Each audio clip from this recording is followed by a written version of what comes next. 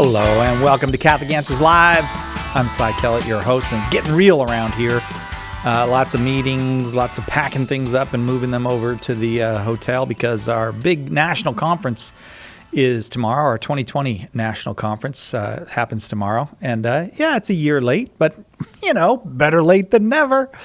So we're looking forward to seeing 600 or 700 of our best friends there. Theo, hi Theo. He comes to the conference virtually every time we have a conference, and in town a day early. Thanks for coming by the studio. It's always nice when people come by the studio before the actual conference. This hour and next, we've got 2 hours of open forum for you. 888-318-7884.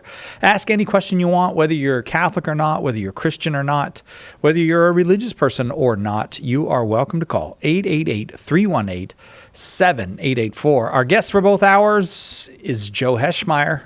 Beloved apologist Joe Heschmeyer, now a Catholic Answers apologist, the author of Pope Peter, Defending the Church's Most Distinctive Doctrine in a Time of Crisis, the author of A Man Named Joseph, Guardian for Our Times, and other things. Hi, Joe Heschmeyer. Hey, since I always give you unhelpful advice, I thought I would give you a proposed 2020 conference slogan, given that we're doing it a year late. Okay. 2020 is hindsight. Joe, before I got to know you really well, you used to limit yourself on the strange things you would say.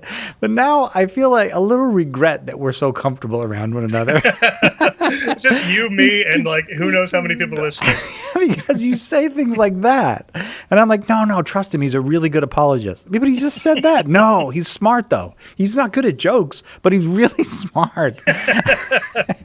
888-318-7884, the number, 888-31-TRUTH. We'd love to have your call. You want to know something about the popes? Well, he wrote the book about the popes. You want to know something about the sacraments, maybe? You want to know about the person of Jesus or the Bible? 888-318-7884. You got a moral question, got a philosophical question, it's all welcome. And you know what happened, Joe? Every single line already filled up, so I think we better take a few calls. Or would you like to do some more humor? If you'd like to do some more humor. I'll try to work it into people's questions. Subtly work in the humor. Okay. Yeah. Adam in Maryland, listening on the Catholic Answers app. Thanks for starting us off, Adam. Go ahead with your question. Hey, is this me? I don't know. Is it you, Adam? Oh, okay. It is? Okay, good. Yeah. Right. I didn't know if you were asking me or asking yourself. It is me. Joe wrote a book you might be interested in. I don't know. Joe, tell him the name of your book, the one that I didn't mention. Who am I, Lord? Finding your identity in Christ. Who am I, Lord? It does answer that question of who am I? So I don't know if that helps, Adam. All right, Adam. Oh man, that would probably help me a lot. Okay, so I'm first off, thank you guys for your show. I'm 16 years old, and because of you guys, I've come back to my Catholic faith. Oh, God bless. Literally, all my friends are Protestants, so I have a lot of questions to answer. But if my question is, if the Church is infallible and the Pope holds up infallible doctrines, how at any point in history could the Church have even needed a little bit of reform? Like, how could the Pope have allowed the things like the Inquisitions and things like that? Great. So I'm going to answer at the big level without getting into all of the historical details, if that's cool. Basically, even when God was leading the people of Israel, or when he was speaking directly to Moses, the people rebelled constantly. And so that bit of human rebellion is a pretty consistent thing throughout the history of the people of God, whether you're looking at the history of Israel or the history of the Church. But the important details, if you look carefully at the history of Catholic theology, all the ecumenical councils, and all of the different reform movements in the Church, they're always about making the Catholic Church more Catholic, by making her more faithful to what she professes. They're never about making her less Catholic. Like the Protestant Reformation was about making the Church less Catholic, because they weren't just saying, hey, the problem is of bad Catholics. They were also saying the problem is good Catholics. The problem is Catholics who really believe what the Catholic Church teaches. That's the difference between how Catholics understand reform, that we don't always live up to our own standards, we don't always live up to our own ideals, and no pope perfectly executes the office in terms of, making all the right decisions about who should be bishops, in terms of knowing how to intervene in tricky historical situations. Those kind of mistakes happen all the time because human fallibility is totally consistent with what we believe about papal infallibility. That we still believe that as a man, the Pope makes a lot of mistakes, just like every bishop, priest, deacon, and layperson makes a lot of mistakes. Like you and I make a lot of mistakes. We know, you could also ask, like, well, if we know from the infallible scriptures what we ought to do, why don't we do them? And the answer is, well, because we still sin.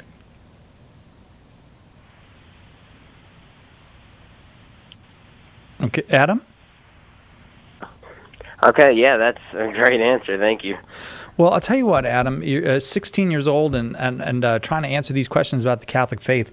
I'd like to send you a couple books. I would like to send you Joe's book, Pope Peter, because your question fits with that. But we have this new book called Light from Darkness. 9 times the Catholic Church was in turmoil and came out stronger than before. It's from the very fine historian Steve Weidenkopf. And I think it'll give you a great deal of hope that when the church falls into these messes that we get into, the Holy Spirit always has a plan, not just to bring us back to where we were, but to a better place than we would have been otherwise. So if you want to hang on and give Thomas your information, we'll send you those 2 books, Pope Peter and Light from Darkness. And thanks for the call. It's very encouraging to start off with such kind words from you.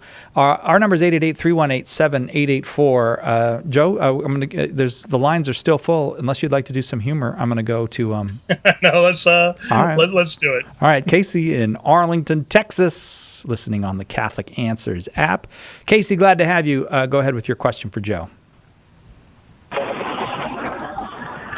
Hi, thank you for taking my call. My question is, if contraception is immoral for humans, is it also equally morally wrong to get our pets and animals spayed and neutered? No, that's a great question. And it points to one of the things that, one of the mistakes. So a lot of population control people from the mid 20th century would compare humans to animals and just say, well, animals are overpopulated, so we just control their population. And the most extreme situations, you have things like hunting seasons, or you have spaying and neutering. When we start to view humans as just animals, you see all sorts of really immoral things going on. In the United States, for instance, we have a long kind of untold history of forcibly sterilizing people who we thought weren't fit to be members of our society. Just awful stuff. It was continuing until the 1970s in Puerto Rico. That when we treat humans like animals, there's something really grossly immoral about that. So it's not wrong to spay and neuter animals. It's not wrong, even in some cases, to kill and eat animals because they don't have human dignity. Now, that doesn't mean we should show them no respect. There's a certain level, you don't want to be cruel. You don't want to torture animals needlessly. But they don't possess the image of God in the way that humans do. And so we don't owe them the same kind of respect. Casey, what do you think? That's a great answer. Thank you very much. Oh, okay. Great. Joe, you're getting high marks today. You're getting very high grades. I hope you do on your new Catholic Answers School of Apologetics course. It just came out today. You have a brand new... Did you notice that it came out? I didn't. I knew it was coming out soon. I'm glad to hear it came out today. Will you just say something about it? It's World Religions, a Snapshot. Why did you do a World Religions class for the Catholic Answers School of Apologetics? You want to know the honest answer? I just finished teaching a class on world religions. And I thought, if I'm ever going to do it, I should probably do it while I have these resources fresh, because otherwise I'm going to spend 6 months trying to find things I have at my fingertips. And I thought, a lot of times when we're talking about apologetics, it's either Catholic Protestant or it's Christian atheist. But there's a whole world of people who don't fall into those categories. Muslims, Buddhists. I even touch briefly on Mormons. And just people who are going to be coming from a different perspective than either a Protestant or an atheist. So I don't claim that it's an exhaustive, here's every single thing you would need to know. It's more here's some basic principles, and then in the last half or last third to half, going kind of point by point through a few different specific religions to say, here's a little bit about the history, here's a little bit about what they believe, here's some good questions to ask just to get you kind of off to the races. Oh, wonderful. All right. So World Religions, A Snapshot is the new course from the Catholic Answers School of Apologetics today, because today is its introductory day. It's just $25 over at shop.catholic.com. Hang on. Catholic Answers Live will return in a moment. Are you a coffee drinker? If so, you can now enjoy a coffee roasted to perfection by the Carmelite monks of Wyoming. Delicious Mystic Monk coffee is roasted and prepared by monks in a hidden cloistered monastery and is available in over 25 varieties. All Mystic Monk coffees are works of perfection and labors of love. For more information on how to purchase Mystic Monk coffee, visit mysticmonkcoffee.com. That's mysticmonkcoffee.com. If you have a few minutes a day, you can become an EWTN media missionary in your parish, in your community, or through prayer. Be a part of Mother Angelica's mission. Place your gifts and strengths in service to Christ and His church by volunteering your time and sharing the eternal word with the world. Visit EWTNmissionaries.com today. EWTN, the Global Catholic Network.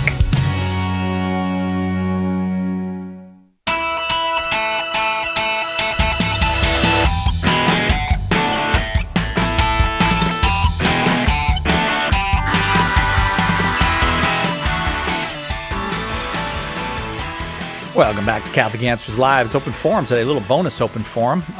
We almost always do open forum Tuesdays and Thursdays, but every now and then we just get the itch, add a little extra open forum in, and Joe Heschmeyer was kind enough to do 2 hours of it with us today, and then he's going to get on an airplane and come to San Diego and be one of the featured speakers at our big Catholic Answers National Conference. But you can call right now and ask me anything you want. 888-318-7884. I'm going to go down to Costa Rica now, watching on Facebook. Heichel in Costa Rica. And Heichel, I believe that we've spoken before, have we not? Okay. All right, good.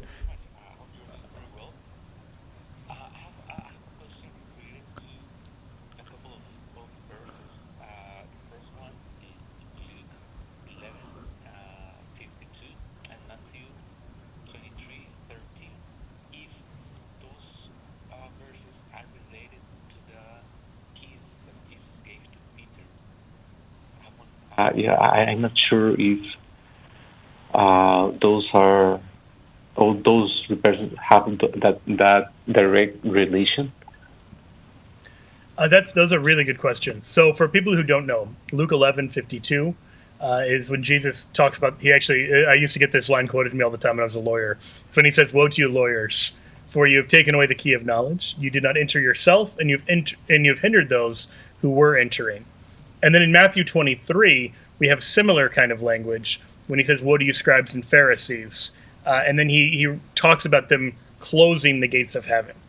So in both of those cases, key seems to be in reference to kind of the knowledge and authority that they have. So specifically in Matthew 23, the beginning of it, back in verse 2, it says that the scribes and the Pharisees sit on Moses' seat. Now, obviously, that doesn't mean literally Moses has a chair and, the scribes and Pharisees take turns sitting in the chair. The seat is a symbol of authority. In Latin, the word is cathedra. That's where we get the word cathedral. Or if you talk about a papal statement, ex cathedra, like from the chair, the chair is a symbol of authority, the seat of power, so to speak. So the scribes and Pharisees have inherited this Mosaic authority. And so he says in verse 3, practice and observe whatever they tell you, but not what they do. For they preach, but do not practice. So I think that's a good sense. You should be mindful of the way he's using these references to the keys to say two things. Number one, that we should listen to the people who have the keys. And we listen to the people who sit in the seat. We listen to the people who have that legitimate authority. And number two, we should listen to them even though they may not be personally holy, or we may not agree with every decision they make, or we may not like the way they don't practice what they preach. That what they preach can still be protected even if they're not practicing it themselves. All of that is kind of a backdrop for understanding the gift of the keys to the kingdom of heaven to St. Peter in Matthew 16, that it shows that there is a real imparting of authority in a way that would have made sense to first century Jews. In my book Pope Peter, I point out that like if you find out what binding and loosening means to an ancient Jewish reader, you can look at the Jewish Encyclopedia. It has a whole entry on binding and loosening, and the idea was that the Sanhedrin and the high priest, in certain contexts, could infallibly decide certain questions of morality. So, for instance, you're not allowed to work on the Sabbath. Well, how far are you allowed to walk? How much are you allowed to do? Those kind of questions. How heavy a load could you pick up? The authorities had to make decisions on that. And the idea was that God would respect those decisions because someone has to say, here's how we turn that principle into a livable rule of life. Because otherwise, one person may say, well, I'm not working that hard. And someone else is like afraid to get out of bed because that feels like too much work. That you need some sort of way of making it, actually livable. That was an idea that the Jews understood. It's an idea that Christians understand. It's one of the reasons why both the Pope and the Church more broadly have the ability to bind and to loosen. So I think that's those are two good verses to look to see kind of the backdrop in which these words are uttered. Okay, Heiko? Oh, okay, great. Right? Yeah, great. Great. Well, thanks for calling. I'm glad we don't get that many calls from Costa Rica, so I'm glad we hear from you from time to time. Thank you very much. Have a very good afternoon. You too. Thank you.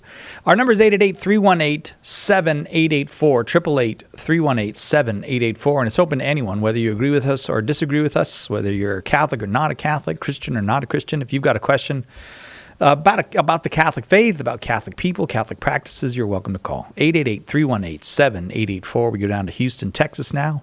Martha, listening on Guadalupe Radio. You are up next, Martha. Go ahead with your question for Joe. Hi, thank you for taking my call. I appreciate it. Oh, we're happy to have you. Every morning, thank you. Every morning when I go to work, I drive to work and I'm saying my rosary and I'm listening to an app on the radio, and at the end they always say the Litany of the Blessed Virgin. So my question is this: what is the origin of Tower of David, Tower of Ivory, and House of Gold?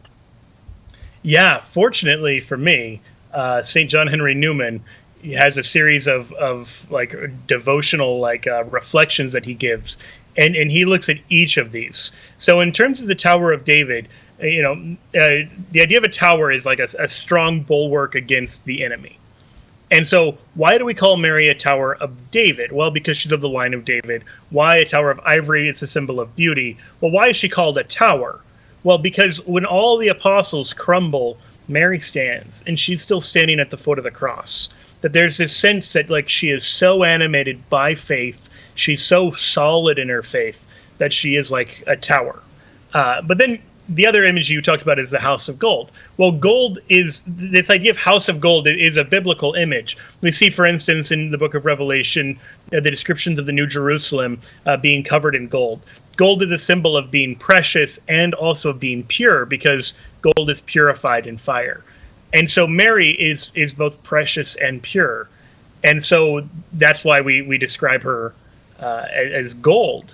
And then House of Gold, there's a whole backdrop of the messianic prophecies of the prophet Ezekiel. The last 8 chapters of the book of Ezekiel talk about a house, like a temple that is to come. And it's pretty clearly a reference to Jesus. I mean, it's not clear at the time, but later, like in the light of the New Testament, it becomes clear that rather than being an actual prophecy of a literal building, this was instead a series of prophecies about Jesus Christ. But around the temple is a temple gate in Ezekiel 44 that is often compared to Mary. That the Lord himself is described as passing through the gate, and then it's closed to everyone else. And so this idea of describing Mary as a house or a temple of the Lord and being a golden one is rooted in scriptural stuff, but it's devotional language of trying to find kind of new, maybe poetic ways of expressing what we've always believed. Okay, all right. Well, thank you for taking my call. That I really enjoy the program, because although I would probably not be able to regurgitate all the explanations, and I'm learning so much from the radio. That's Martha, thank you for saying that. I often feel the same way myself. I mean, a lot of the times these shows kind of come at you. If you know, there'll be technical questions and hard questions, and I get the same thing. Like sometimes I feel like, well, I probably couldn't repeat everything Jimmy just said or Joe just said, but that I have a general idea now. I leave with a good confidence that I have the sense of the answer. You know, could I add something to that? Yeah. I don't actually think you need all the technical stuff. Like, I think it's fun to get to explore the maybe infrequently asked questions, shall we say? You know, when someone says, here's an off-the-wall thing I've never known the answer to. But in terms of sharing with other people, I think being able to share your own witness is the most effective. If you just say, here's what Jesus did in my life, and you're the only expert on that, you know, like if you can witness to that, that does more to convert people than I think knowing, you know, the origins of Tower of David and House of Gold or any other kind of arcane knowledge. Martha, thanks again. I'm going to keep moving, try to get folks on before we have to go to our next break. So we'll go to Oregon. Don in Oregon, watching on YouTube. Don, you there with us? Yeah, thank you. So I am a Catholic, and I'm not asking this because I doubt the truth of the teaching. I just have a hard time understanding and explaining it. It has to do with meriting salvation when we're in a state of grace, and it almost seems kind of redundant because we're already part of the family of God. So then in what way are they saying, would Jesus say, yes, now you're now going to be part of the family of God because you've done these good works, but I already was in the family of God when I was doing those good works. Does that make sense? It does, and you're using the right image for it in describing a family. Like, there's certain things you have to do as part of a family, and they don't really earn your way into the family. You know what I mean? Like, if you've got kids and you've got a list of chores that the kids have to do, it isn't like some stranger could come along and say, well, I checked off this list, now I deserve to be here. That's not what we mean by merit. But you could still say someone is really, like, one of your kids has really, like, earned their place in the family, so to speak, because they're really taking seriously their what's owed as a son or a daughter. So I don't know if that image helps, but it's a way of trying to capture a technical distinction that's sometimes called condign and congruent merit. And that's a really, like, fancy pants way of saying there's strict merit, like I literally just earned this. That would be like the stranger doing the list of chores and then being owed sonship, which is wrong. We don't strictly merit in regards to God. But the other kind is this semi-merit, where we can talk about merit, but it isn't owed injustice. And so we can think of some real examples of this outside of the realm of theology, things like Employee of the Month. If you get named Employee of the Month, did you earn it? Well, in one sense, yes. You did your job, you did it really well. But it isn't like if someone else wins Employee of the Month, you can, like, turn around and sue because you feel like you were owed it more than they were. You're not owed it in justice, but it's still owed in one sense as an acknowledgement of the works that you've done. Is that distinction making sense? I want to add to it, but I want to make sure we're tracking kind of so far. Well, yeah, I'm on board with the condign merit versus the strict merit. It's the redundancy element that I'm sort of having trouble understanding. It's like there's a sense in which I'm already saved. So how will you say, like, I've earned, like, an additional I know it's not an additional salvation. It's like I'm already in grace. I'm already in a right relationship with you. I'm already justified. I'm already saved. So in what way now do my good works, like, merit salvation since I'm already saved? Right. They don't merit in the sense of moving us from unsaved to saved. Initial justification is purely gratuitous on the part of God. So it's actually, you're capturing a real irony. It's only the person who is in a state of being saved who can merit in any sort of meaningful sense. And we're still not talking about merit in the strict sense.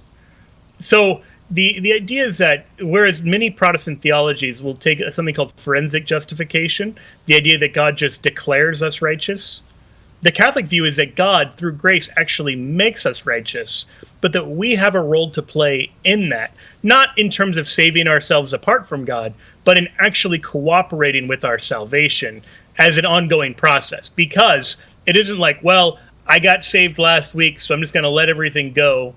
You still have to work to maintain it. So likewise, you had nothing to do with your birth. You were a passive recipient of that. But now that you are alive, now that you have to do a lot of things to maintain staying alive. And so there's one sense in which you are responsible for the fact you're still alive. If you'd totally failed to eat, if you'd done some risky thing that killed you, you wouldn't be. So we can talk in one loose kind of sense that, it's owing to you that you're alive. In another sense, it's not. And so when we're talking about salvation, it's the same thing. It's owing to you in one sense that you're alive in Christ. You've continued to say yes to him. You've responded to the impulses he's placed on your heart through the Spirit. But there's another sense in which you're really the recipient of an action that you couldn't have initiated yourself. And we got to leave it there, Don, because the music is playing. We'll take a quick break and be back with more Open Forum with Joe Heschmeyer. If you're on the line, hang on. We're just going to take a quick 60 or 90 seconds or something. We'll do a few things and we'll come back and get to your call. And if you haven't called, but you've got a question, there are a couple lines open. 888-318-7884. Joe Heschmeyer, our guest. Open Forum. You don't have to be Catholic to call. Most of us Catholic parents agree our number one goal in life is to pass on the faith to our children. But here's the bad news. Today's world has a million ways to steal your kid's soul. Don't be afraid, says Father Sebastian Walsh. God loves your children even more than you do, and he desires their salvation more than anything. In his groundbreaking new book, Always a Catholic, Father Walsh shows you how to cooperate with God to bring about the fulfillment of his will for your kids. Always a Catholic reminds us that keeping our kids in the faith is about the way we live our Catholicism in our own lives and as a family from day to day. Order your copy of Always a Catholic by visiting shop.catholic.com today or ask for it at a good Catholic bookstore near you. Did you know you can access Catholic Answers Live right from your phone or other mobile device? Download the Catholic Answers Live app today. It's free, and you'll have instant access to our daily broadcast, the schedule of upcoming shows, and you'll even be able to search the archive and listen to thousands of past shows. The Catholic Answers Live app, available now on iOS and Android. Have you enrolled in the Catholic Answers School of Apologetics? Let me ask you a more important question. Do you believe as a Catholic that you have an obligation to share the Catholic faith? In fact, the Church has answered this question, and the answer is that all confirmed Catholics are obliged to share the faith. It's actually in canon law. Catholic Answers is here to help you fulfill that obligation. Our School of Apologetics courses will equip you to help all the people you come in contact with understand what the Church teaches and why. A great place to start is with all the Catholics in your life. Learn the art of apologetics from the best of the best and start sharing the gospel today. Visit schoolofapologetics.com. That's schoolofapologetics.com. Hi, this is Janet Williams. We bring you the truth of the Catholic faith on Women of Grace tomorrow at 11 a.m. Eastern here on EWTN Radio. Now, back to Catholic Answers Live.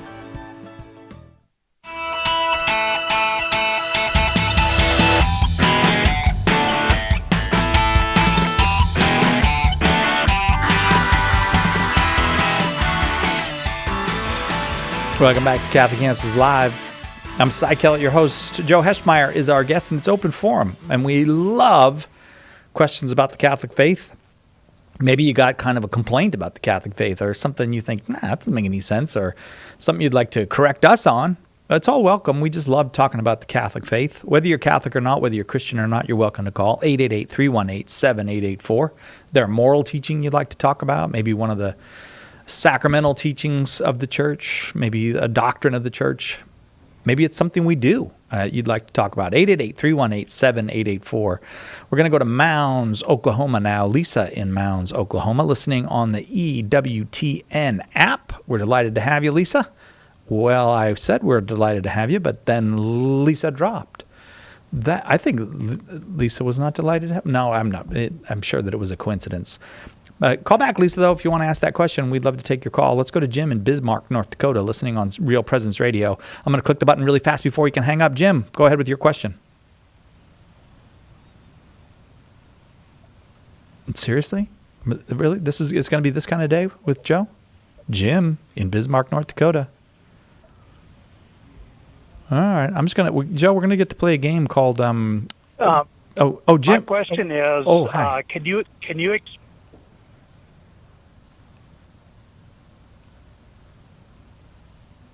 Did we lose him? Okay. we've got a little breaky connection here on my end. Oh, that's okay. Try it again. Just give us your question, and we'll do our very best to get an answer to you. Okay. The question is, what is non-incarnational Protestantism? What does that mean as compared to the Catholic understanding of the incarnation and the non-incarnational Protestant thought? Are you thinking of non-denominational Protestantism, possibly? Or are you talking specifically about people who deny the incarnation?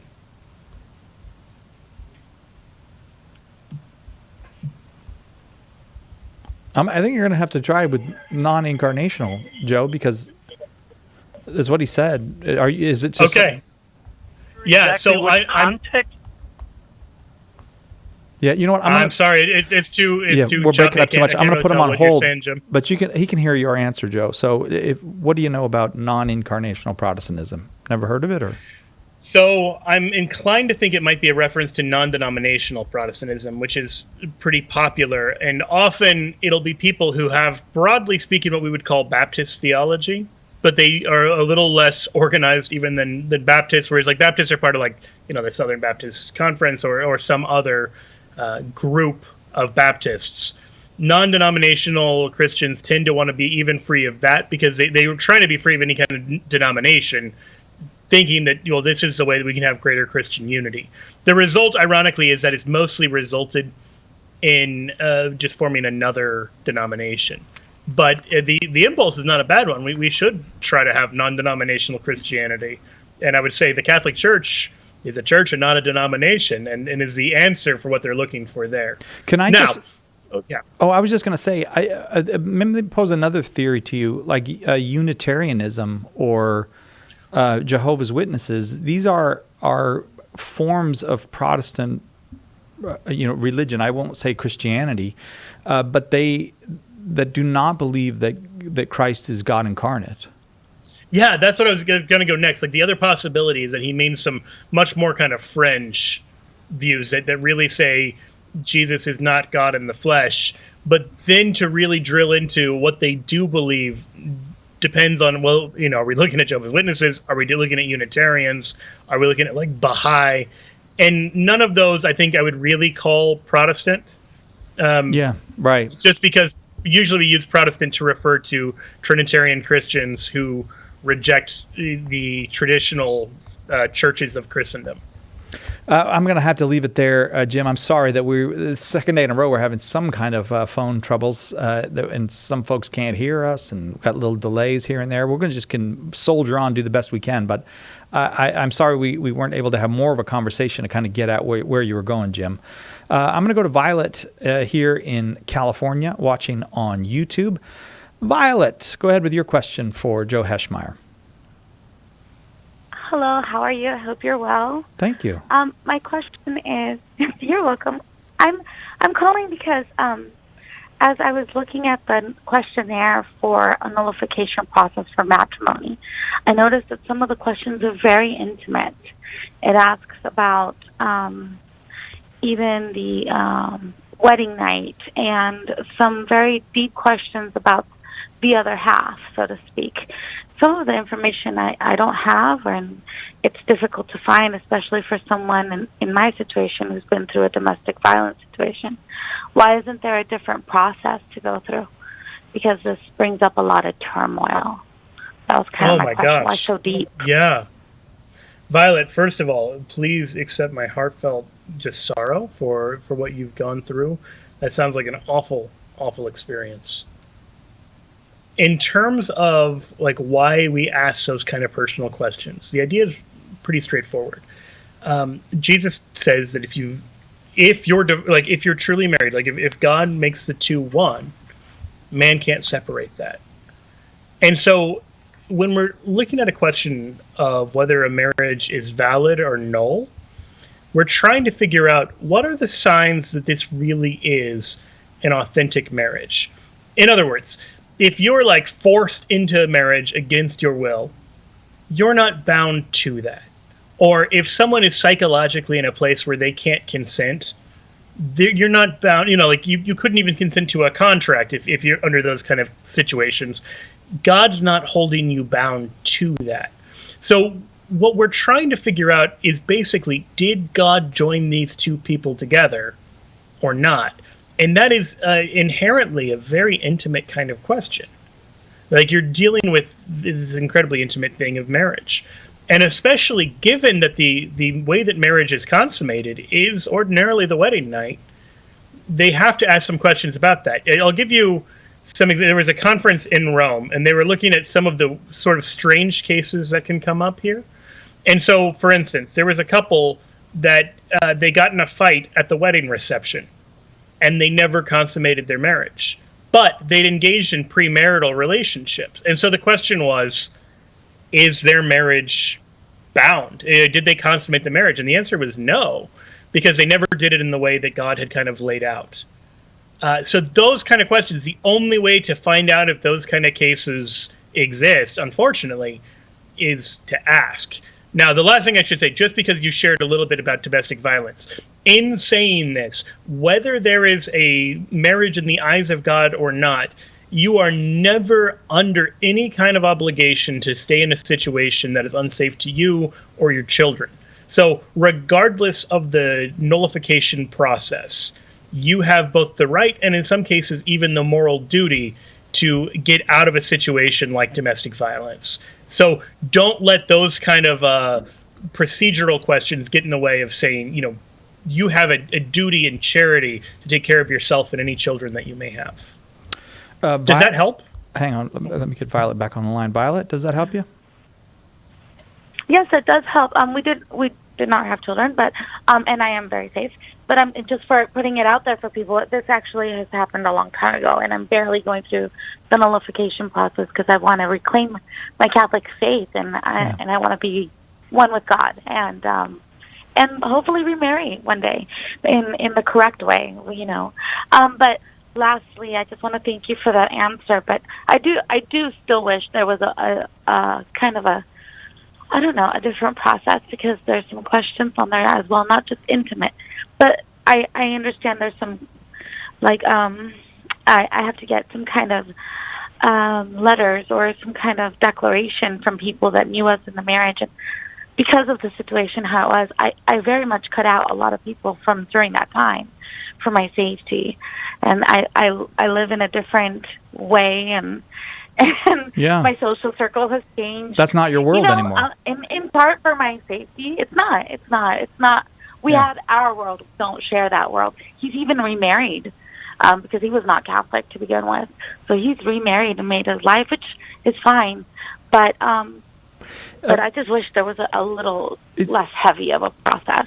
Violet, is there anybody at the parish who can help you through this process? Often the deacon in the parish is well versed in the kind of tribunal, the ways of the tribunal. Is there anybody that's helping you? I reached out to the priest at the parish, but it was just kind of like, well, you answer this, and this is a formal case, and it requires attention and paperwork, and it was just kind of. I would share a little bit of what you just shared, because I think any priest or deacon who knows what they're doing, even if they don't know canon law, can put you in touch with the diocese canon lawyer, because the diocese has multiple canon lawyers, and they can tell you, well, in these kind of cases where it would be impractical or maybe even unsafe to go contacting people from the past, we could, a lot of time there are ways around some of the I can't get into the minutia, but I would just say don't assume. Right. But in a situation like that, I bet there's a little more wiggle room on what you actually have to provide and what you don't. But a canon lawyer would be much better qualified to speak to the details. Yeah, I'm sorry. I appreciate the time and thank you. Okay, God bless you, Violet. Thanks. Call back if you have any more questions. Our number is 888-318-7884. It's open forum. Joe Heschmeyer is our guest, and you're welcome to call with any question you've got. 888-318-7884. Lots of people getting back to Mass. You know, it depends on where you are around the world. In some places, it's been a long, long time, and people just getting back. Some folks have been back for a while, but if you're in that process and you'd like a really beautiful reflection on ways to prepare for communion each Sunday when you go to Mass, we have a brand new free ebook for you. It's called 5 Ways to Prepare for Communion by our own Father Hugh Barber. You can download your free copy at shop.catholic.com. Hang on, we'll be right back with more Catholic Answers Live. Underwriting for Catholic Answers Live is provided by Real Estate for Life. Real Estate for Life connects homebuyers and sellers to real estate agents while supporting pro-life organizations. On the web at realestateforlife.org. Do you love sharing the gospel and want to learn to be more effective? Join the St. Paul Street Evangelization online School of Evangelization. You will learn to build bridges of trust and make disciples by befriending strangers, proclaiming the gospel, inviting people to the church, and praying with others. We'll ask for a pledge of financial support, but if you are unable to give, we'll give you a membership at no cost. Find out more and get involved today at streetevangelization.com. That's streetevangelization.com. Want the latest pro-life news? Want it delivered? Sign up. It's free. EWTN Pro-Life Weekly, your source for everything happening now in the fight to protect the sanctity of human life. New episodes delivered every week to your inbox. So if you really want to know, sign up today. Go to EWTN.com/pro-life today.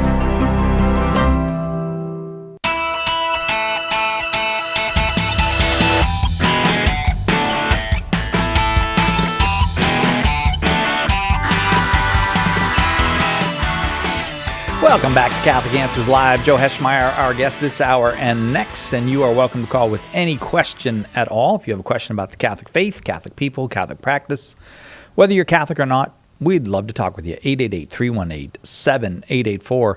Going to Cincinnati, Julian, listening on the Catholic Answers app. Thanks for your call, Julian. Go ahead with your question for Joe.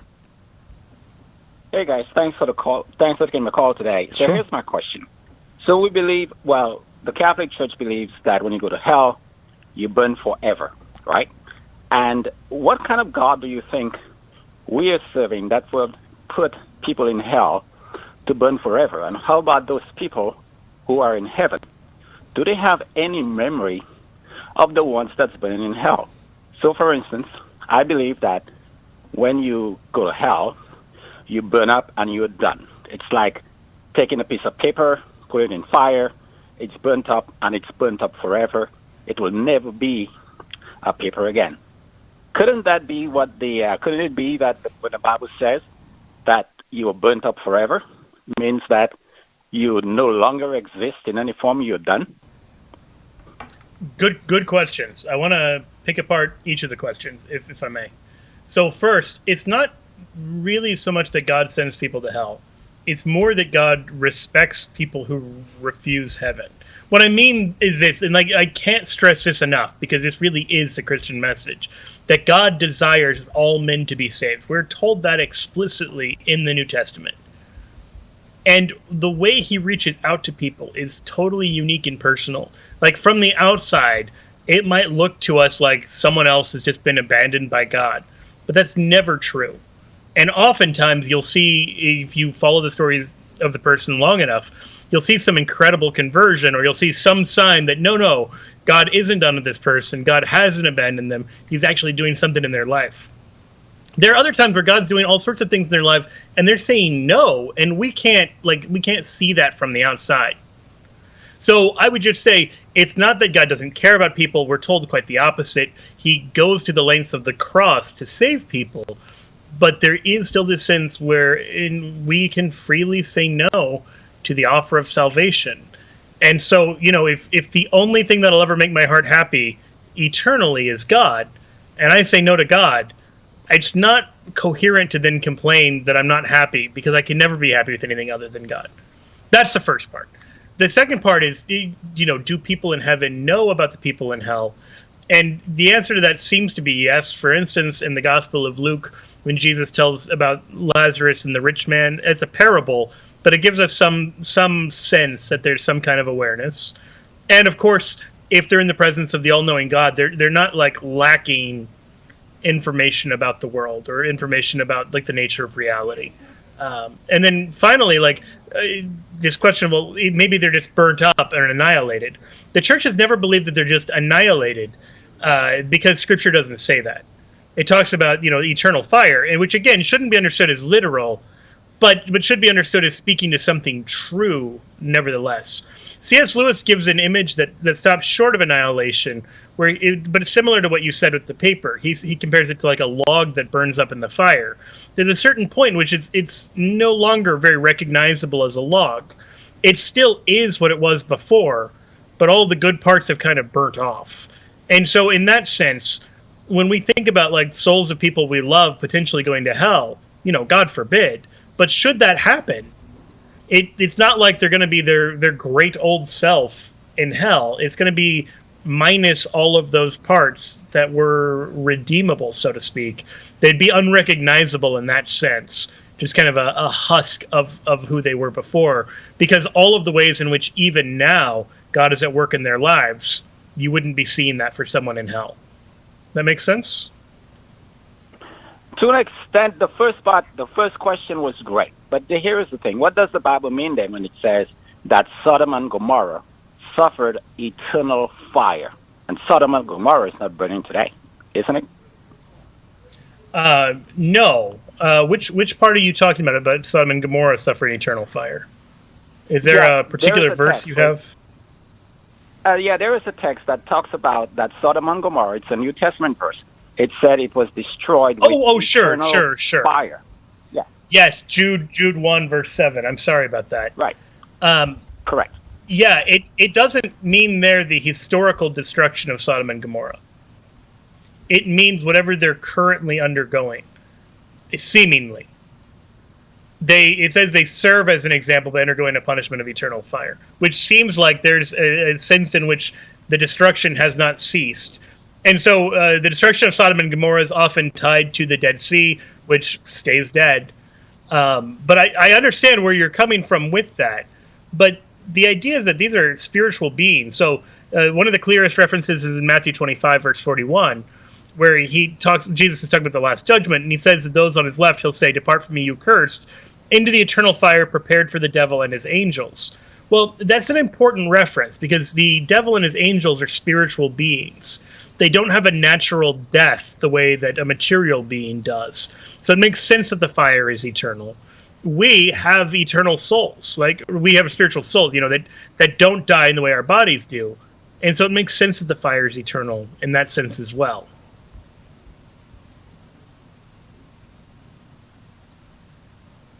All right. Okay. I'm going to leave it there, Julian. All right. Thank you very, very much for the call.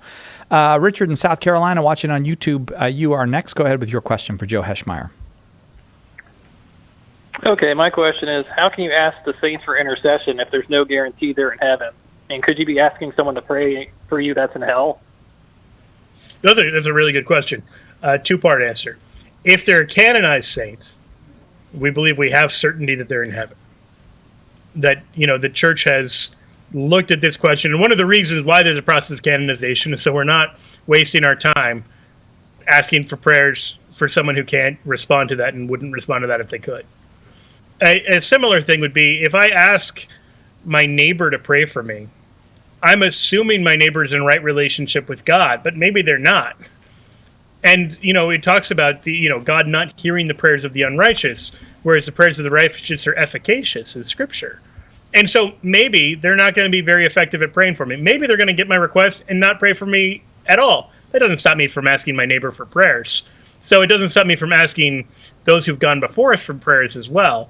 Worst case scenario, nothing happens. Like, worst case scenario, they just don't pray because they're not in a spot to pray for us.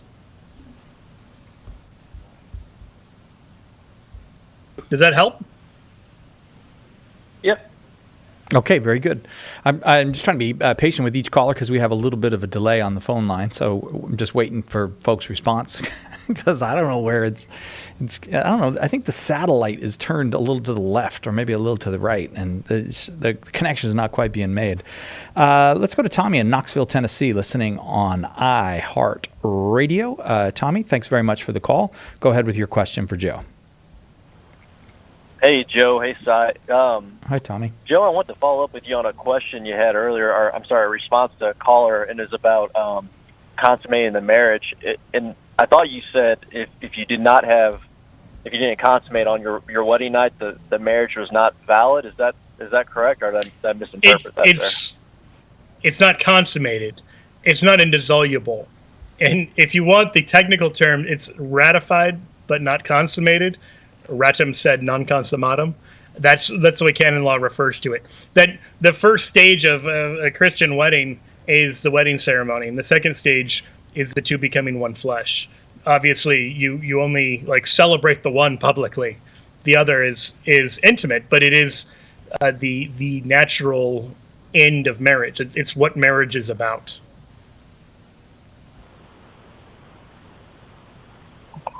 Okay. Well, if you don't say you don't make love on your wedding night and you do it a different night, is the marriage still legit?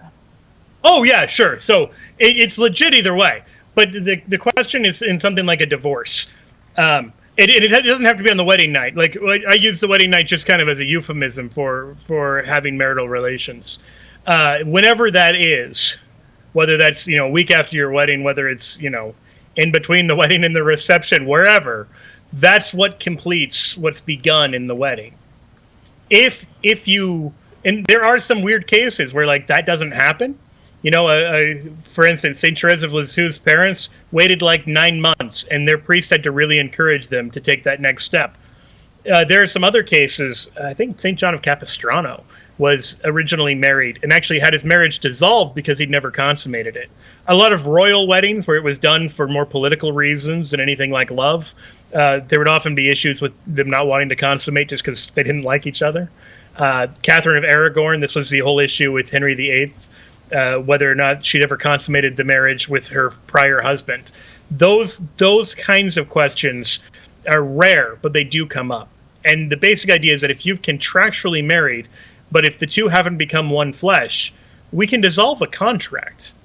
So a non-consummated marriage we can dissolve. It's still a valid marriage in one sense, but it hasn't been consummated. When the consummation happens, from the book of Genesis onwards, we have this sense that the two become one. That's something that's happening at a divine level that we're not free to dissolve on our own.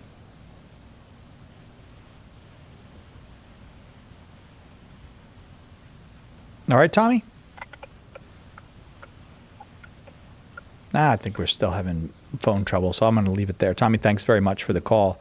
Hey, Joe's going to stay for another hour, so if you want to call, go ahead and call 888-318-7884. We've got a few lines open. If you're on the line, stay on the line. We're going to get to you.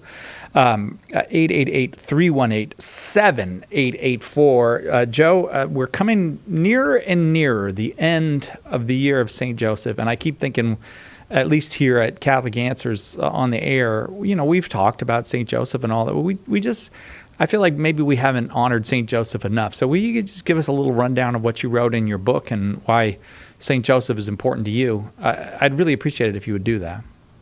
Yeah, sure. So I wrote a book called A Man Named Joseph, Guardian for Our Times. And I wanted to say, what is it that Joseph actually has to offer us? And so I explore a little bit, this dovetails really nicely on the last question I just got about the two stages of a Catholic wedding. Because I explore the two stages of a Jewish wedding. And Jewish weddings worked a little differently than our weddings do today. And so when you hear in Scripture, in Matthew 1 and Luke 1, there's some confusing stuff where sometimes it looks like Mary and Joseph are just engaged, but then other times Joseph is called her husband and said he's contemplating divorce. So if you've ever looked at all that and said, I don't know what's going on, there's all sorts of questions like that I explore to show what Joseph has to say for husbands and fathers and for Christian disciples of all kinds. We got to take a quick break, Joe. We'll be right back. Lots and lots of folks calling. Not exactly sure what's going on with the phone lines. The calls are coming in and then just dropping right away. So we'll try to fix that during the break. I'm pretty sure it's probably Thomas's fault. We usually find a way to make it Thomas's fault, even if it's not his. So we'll see about that. But give us a call, 888-318-7884. We continue with Open Forum and Joe Heschmeyer on Catholic Answers Live right after this.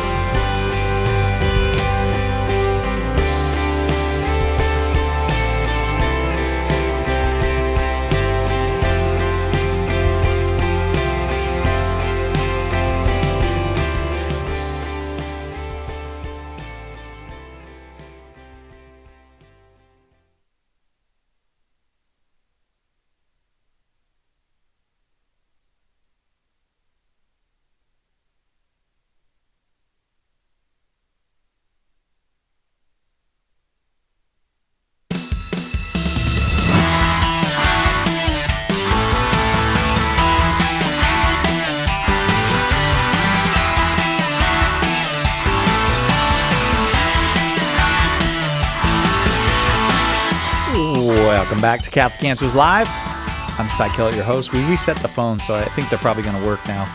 And some folks are on the line, but you're welcome to call 888-318-7884. If we dropped you earlier, we didn't mean to. Sorry about that. We really want your call, 888-318-7884. And I'll tell you what I'm going to do this hour.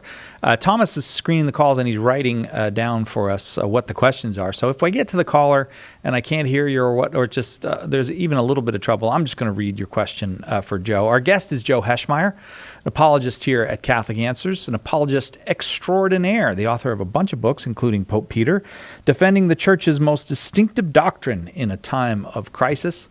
And you can ask him anything. Whether you're Catholic or not, you can ask him whatever you'd like about the Catholic faith. 888-318-7884. You did come back, right, Joe? I did. You did? Oh, and we got this connection is working. Do you connect to us using a Comrex, or are you using like Skype, or how do you do it? I'm using Skype. Oh, you're using Skype. Well, it sounds good. I don't even, if I'm being honest, I don't know what a Comrex is. Oh, yeah.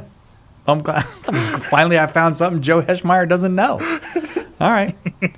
Comrex is a little black box that costs about $3,000.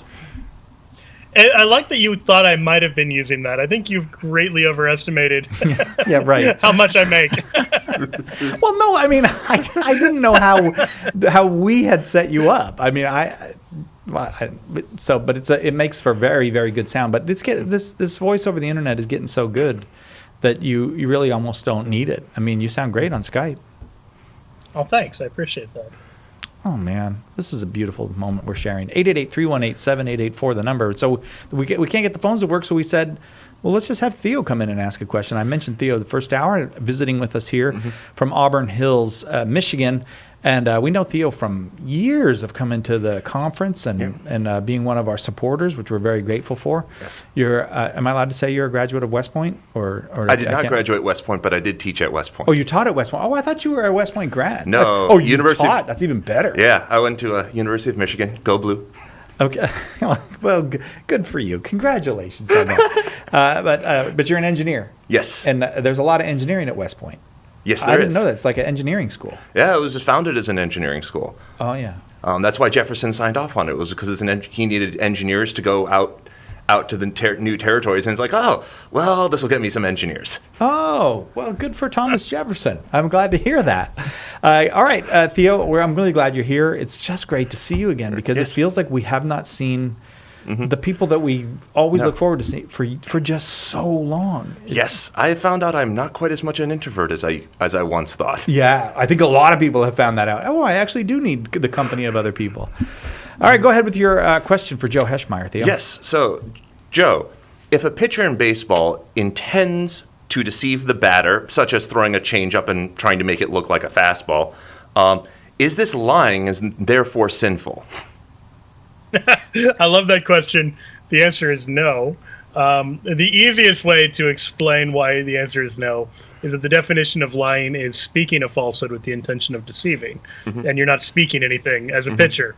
But I think the heart of your question actually goes deeper, that when you're in the context of a game and there's no expectation of the other person telling you accurate information, it doesn't seem like we're in the realm of truth and lying in that, so if you say in poker, I've got a great hand and you have nothing, that's probably also fine and morally acceptable, because that's different than like telling the IRS, I didn't make any money this year when you did. Like one of those is actually lying in the moral sense, and the other, you're playing a game. Likewise, if you're performing a part in a movie or something like that, and you're saying things that aren't true, that's not a moral act. And that when we're talking about lies, we don't mean games. We mean like actually deceiving someone.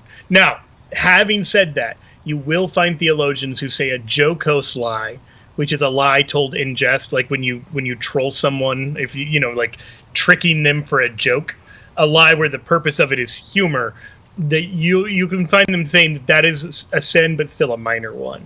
That's different than when you make it very clear. Like if I say a priest and a rabbi walk into a bar, like no one thinks I'm telling the truth there, and I'm not trying to deceive. But there are other times where you're like, oh no, your car is on fire, and it's not, and you're trying to trick them.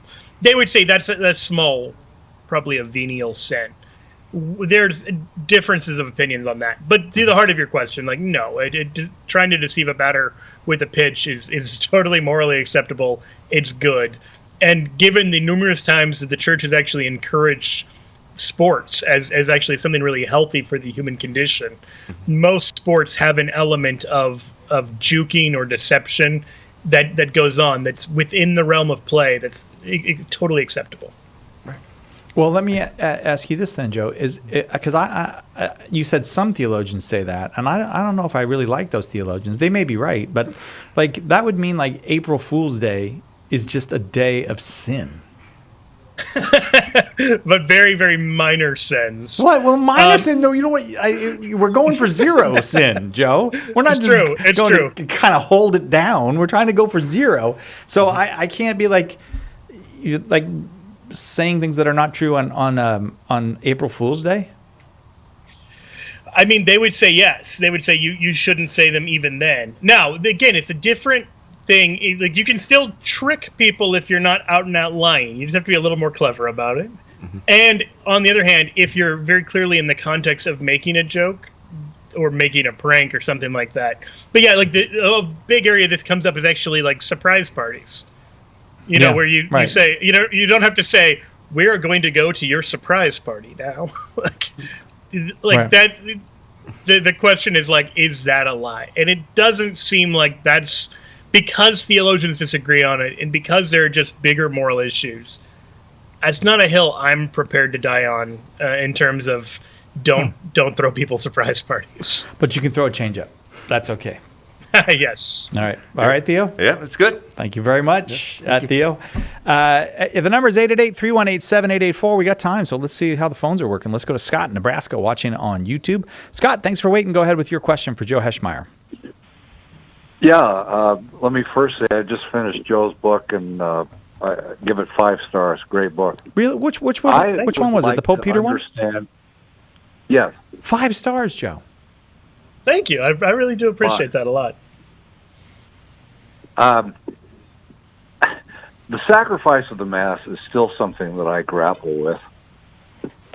If Jesus, of course he did, when he rose to heaven, he's interceding as our great high priest on the basis of who he is and his sacrifice that he made. And I wonder, what is the point of having a priest called Alter Christus offering that sacrifice to God when it's already been offered? I can understand, I mean, I believe in the real presence and all of that, but I just wonder, what is the point of that? Yeah, that's a great question. No, you're making yourself perfectly clear. I'm sure you're not the only person listening who has that question as well. This is actually one of the big dividing lines during the Reformation, is the Reformers universally reject the idea of the sacrifice of the Mass. Even those who have a kind of high Eucharistic theology, like Luther, all the way down to those like Zwingli, who have a very low Eucharistic theology. The one thing that unites them is all of them say, you can't call it a sacrifice. You can't call what we're doing at church the sacrifice of the Mass, because Christ sacrificed himself once for all. That misunderstands 2 things. One, like what the nature of the sacrifice is, and 2, kind of the whole history of Christianity. And I know that sounds really strange, but I want to give a little bit of background. I just wrote a chapter on this for a book that's coming out soon called The Early Church Was the Catholic Church. And it traces in there how the Reformers were actually aware that the universal belief of Christianity before them was that the Mass was a sacrifice. And Luther and Calvin both say just as much. Calvin claims the devil deceived almost the whole world, and both Luther and Calvin acknowledge explicitly that this is the universal belief of Christians up until the 16th century, that this is what the early Christians believed. So the question is, well, why did they believe that? And you see the foundation of it as far back as places like Malachi in the Old Testament. Malachi 1 verse 11 says that from the rising of the sun to its setting, my name is great among the nations, and in every place incense is offered to my name, and a pure offering. That word offering can also be rendered sacrifice. So it's this idea that there's a New Testament prophecy in the Old Testament that there's going to be universally sacrifice offered to God in every nation all over the world. And that the Catholic Church is the fulfillment of this prophecy. But then you flash forward to the Last Supper, and Jesus says, do this in remembrance of me. So when he says that, he doesn't just mean like, here's the body and blood separated from any kind of sacrificial aspect, right? This is the blood poured out for you. Like, this is the sacrificial blood. Matthew 26, verse 28. This is my blood of the covenant, which is poured out for many for the forgiveness of sins. Like, that kind of idea that he is explicitly telling them, do this, meaning offer this sacrifice. So this gets us to the heart of the question. Every day, priests offer the sacrifice of Christ. They are not re-sacrificing Christ. They're offering the once-for-all sacrifice of Christ and joining with it the sacrifice of our prayers, which is why we bring forward the bread and wine, which we describe in the prayer as the work of human hands, and then God transforms that. So our prayers and our sacrifices are united to Christ's perfect sacrifice, and all of that is offered to the Father. The last thing I'd say is that all of this is paralleled in the Old Testament liturgy of Passover. That Passover happened on two distinct days. You had Preparation Day, when the lamb was killed, and then you had the actual Feast of Unleavened Bread, the first day of which, Passover meal, you eat the lamb. So those two were two halves of one sacrifice. If you went for a second course, because you couldn't leave any until morning, so if you ate more, you weren't re-sacrificing the lamb. You were just re-participating in the one sacrifice. You see what I mean? So the church will sometimes describe it as the bloody and the unbloody sacrifice.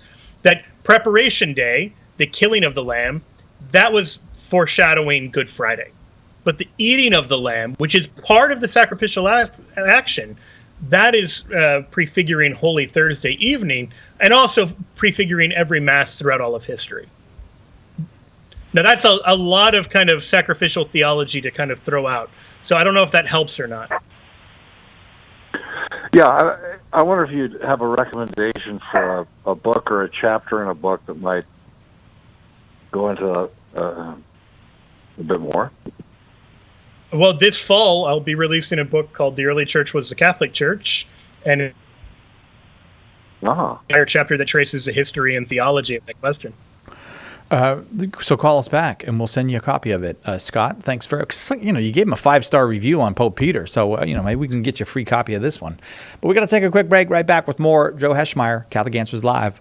Stay with us for more Catholic Answers Live.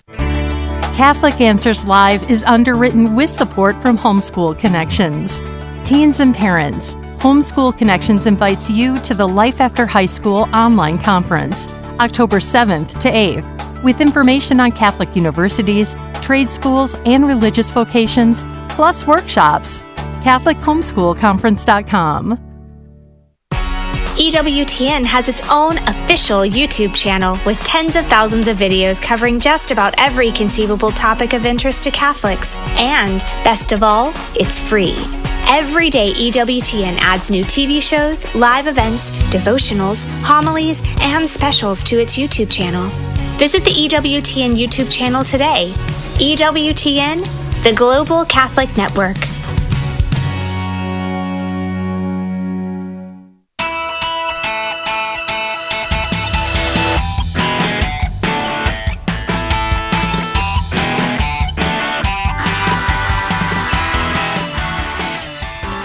Welcome back to Catholic Answers Live. I'm Cy Kellett, your host. Thanks for being with us. We really do appreciate that you take the time and hang out with us here, Catholic Answers Live. Or maybe you're listening later on the podcast version. Either way, we're happy you're here. If you'd like to call, 888-318-7884 is the number. It's open forum today. Joe Heschmeyer is our guest. And earlier we lost contact, probably because we're having all kinds of phone issues, which seem to be straightened out now. Lisa in Mounds, Oklahoma, called earlier, and she's back. Lisa, thanks for calling. Go ahead with your question for Joe. Okay, thanks. Yeah, it was the phone. I agree with the 5-star review on Pope Peter. That was a really good book. Thanks for writing it. Oh, thank you. So my question is about John the Baptist. When he was in prison, he sent his emissaries to Jesus apostles saying, go find out if he's the one we're really looking for, or should we be looking for someone else? And, Jesus sent back a response saying, well, you tell John the Baptist that, the dead are raised, the sick are cured, and the blind see. But why did John the Baptist ask that question? Like, he baptized Jesus and their cousins. Like, doesn't he know who Jesus is? Yeah, that is a great and mysterious question. And I know that in the book The Lord, Romano Guardini spends, I don't know, maybe 10 pages kind of exploring the mystery of that. So some people will say that he says it for the disciples of John, that basically that John, knowing that his time on earth is drawing to an end, is helping to transition his followers to make them Jesus's followers. Basically, he knew from the beginning that he was coming to prepare the way for the Messiah. And so rather than just telling them himself, this is the Messiah, although we see from John 1 that he all but does that. He says, behold, the Lamb of God who takes away the sins of the world. Or rather, he just says, behold, the Lamb of God. But, he gives that sense of, like, here's the Messiah. And then he gives some other hints, like after Jesus' baptism. But then to make it from Jesus' own mouth, one interpretation is that he sends them to go and find this out. That's a good interpretation. Guardini actually rejects that and says that, no, that there's a sense in which he's asking to be kind of comforted, to make sure that he hasn't given his life for nothing. Not necessarily a moment of doubt, but like a moment of just kind of like asking to be reassured. There's something mysterious about the whole life and ministry of John the Baptist. Like, he isn't chosen as an apostle. He's left to be the forerunner. And so he seems to be trying to figure out his own role in part. And so Guardini ends up by saying, well, that Jesus' response, he says, blessed is he who is not scandalized in me. That there's actually a real gentle kind of reassurance that Jesus is giving him here, knowing, like, John has a really difficult role to play in the story of salvation. He's not invited to become an apostle, but he ends up still being a martyr for Christ without ever getting all of the kind of reassurance of getting to walk with Jesus in this way. That Jesus is comforting him kind of in that moment when things are probably very confusing and very dark for him. Thank you. I'm glad that I'm not the only one that finds that mysterious. Oh, yes. Lots of people have. Oh, by the way, if you give Joe's book, Pope Peter, a 5-star review, do read Romano Guardini's book, The Lord. It's just one of the greats. Will. It's. Thank you for that. Yeah, it's one of the greats. Wouldn't you say, Joe? I mean, it's really a classic. You're going to give it at least 6 or 7 stars. Yeah, you're going to have to invent more stars. Because if you gave, Joe's a very good writer, but if you give Joe 5 stars, Romano, I don't know why I'm having so much trouble saying his name. Romano Guardini is going to get a lot of stars from you. Thanks, Lisa. Let's see, where are we going now? We're going to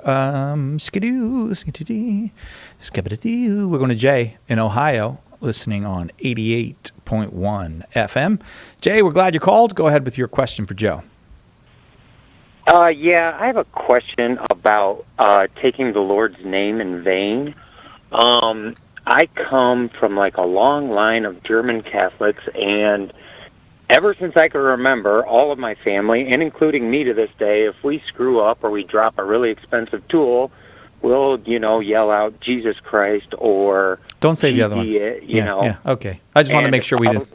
Okay, go ahead. Yeah.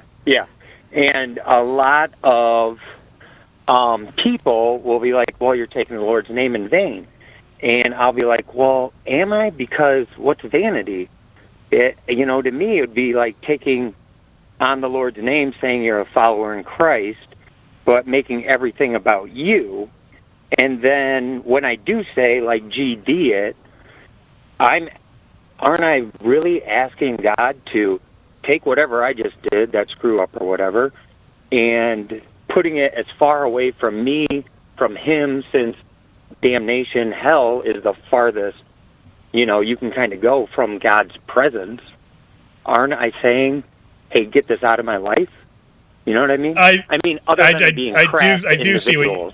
Yeah, no.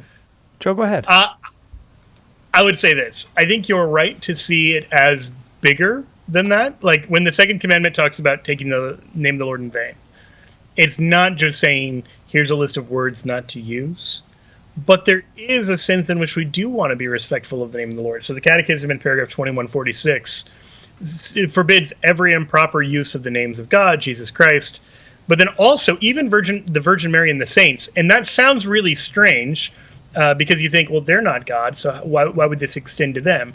But in the book of Acts, we hear about an accusation that the apostles engaged in blasphemy against, I think it was Moses. And so there was this idea that, like, you could actually, like, the Jewish understanding, Acts 6, verse 11, said that we heard Stephen speak words of blasphemy against Moses and against God. That to speak ill of God, to speak ill even of the saints, is a violation of the Ten Commandments. That's at the heart of it. So trivially using the name of God, especially in anger, is something I would steer far clear of. But I would also recognize that this is about more than that.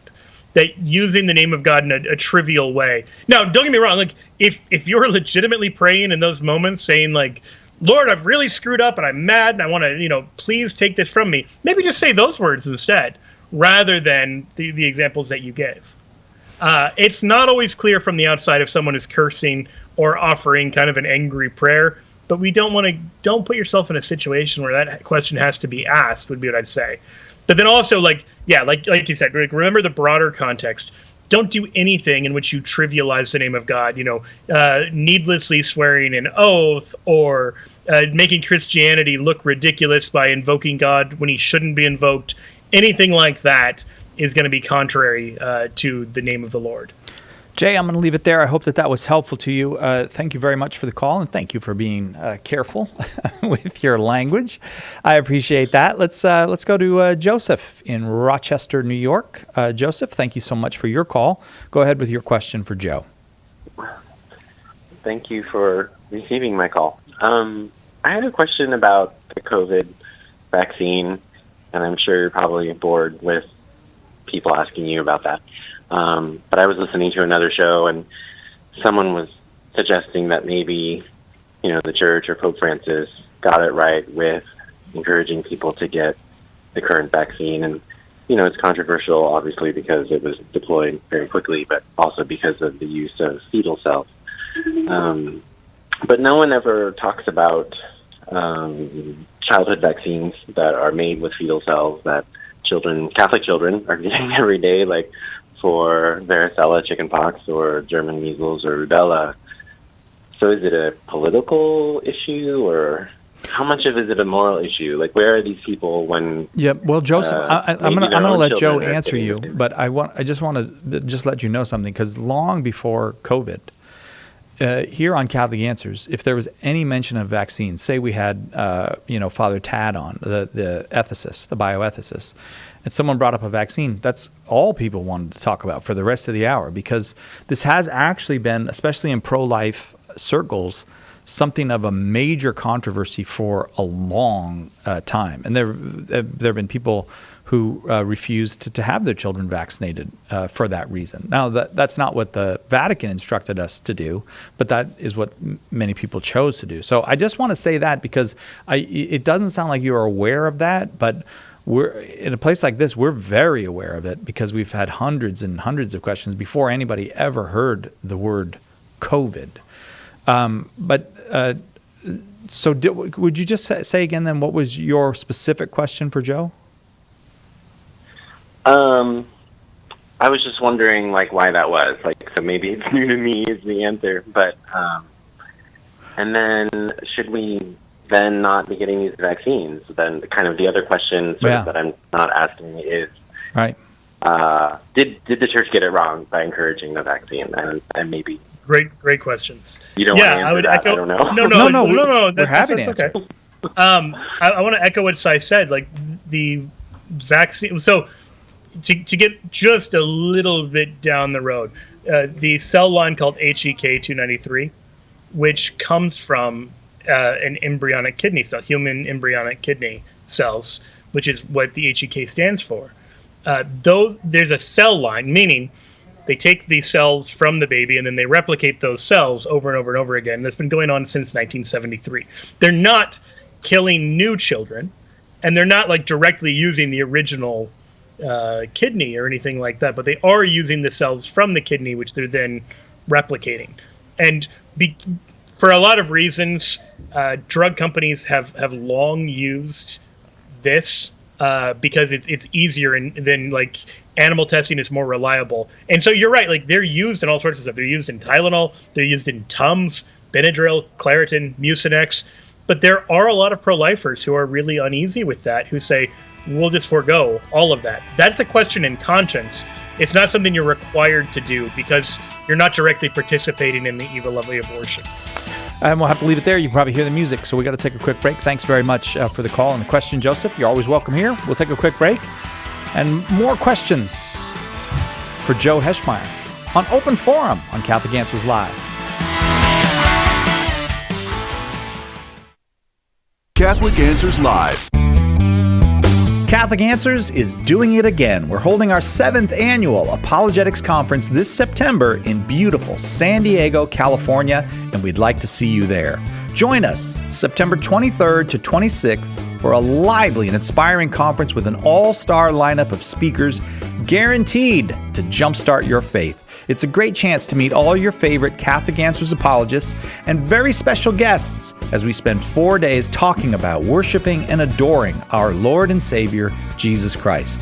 This is where it all begins. Don't miss what promises to be the event of the season. Join us this September for a conference that is sure to ignite, inspire, and inform your faith.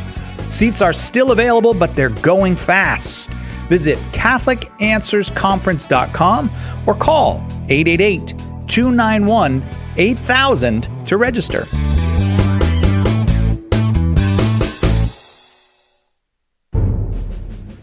Here's a question. Is it really possible to be friends with someone who died 2,000 years ago?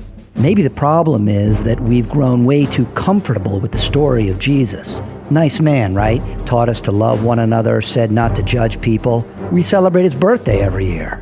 It's time to put away this small, safe version of Jesus, says Cy Kellett. Nobody that bland could have transformed the world. In A Teacher of Strange Things, Cy presents Jesus Christ undiluted by sentiment, with all his radical words and deeds uncensored. Do you know someone, your son or daughter perhaps, or maybe your mom or dad, who needs the friendship of Jesus Christ? Do you? Order your copy of A Teacher of Strange Things by visiting shop.catholic.com today or asking for it at a good Catholic bookstore near you. Hi, this is Janet Williams. We bring you the truth of the Catholic faith on Women of Grace tomorrow at 11 a.m. Eastern here on EWTN Radio. Now, back to Catholic Answers Live.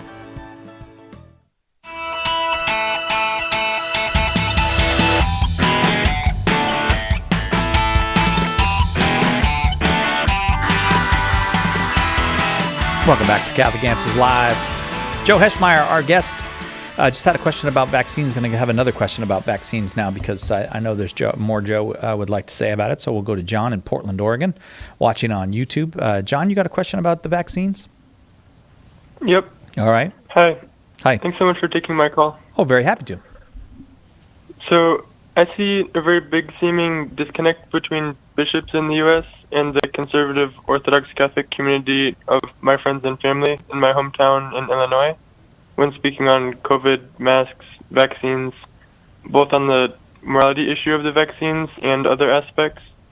And I'm wondering, what do I make of this disconnect? What parts of the bishop's statements do I have to believe and follow as apostolic authority, and which statements are just the bishop's personal opinions, possibly guided by the government funding in dioceses that had to accept COVID relief money? And what can I just follow my conscience or in this confusion? Okay, John, thank you. That's a really good question. I think a few things I'd say there.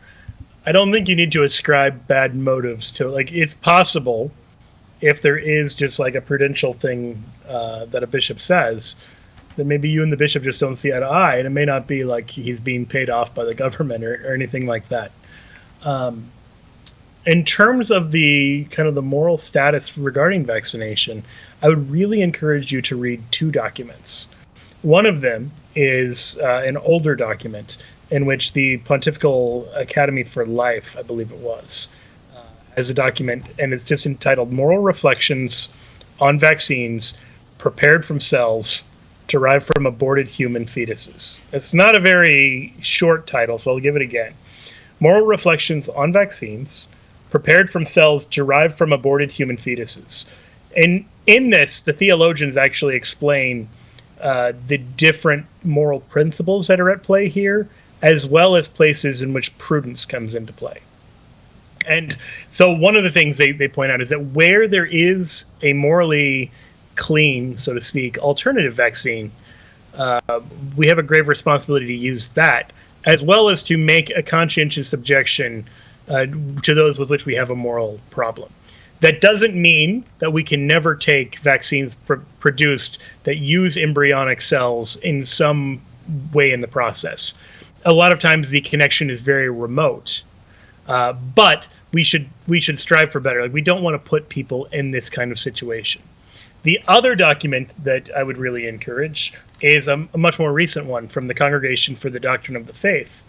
This is in the realm of magisterial teaching. It says, note on the morality of using some anti-COVID-19 vaccines.